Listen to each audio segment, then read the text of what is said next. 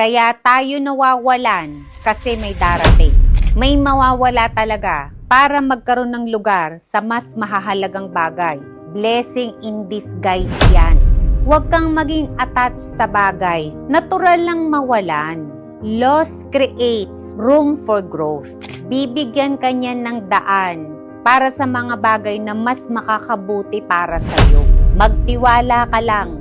Preparasyon yan para sa mas magandang bagay. Mas magiging malinaw kung ano ba talaga ang kailangan mo.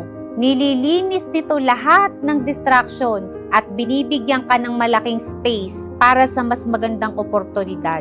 Ang pagkawala ng isang bagay ay first step ng paghahanap kung ano ba talaga ang para sa iyo.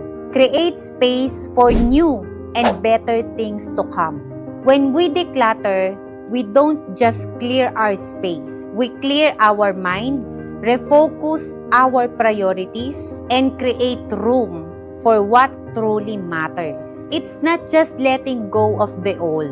It's just making space for growth, clarity, and peace. Because sometimes, to move forward, we must lighten the load.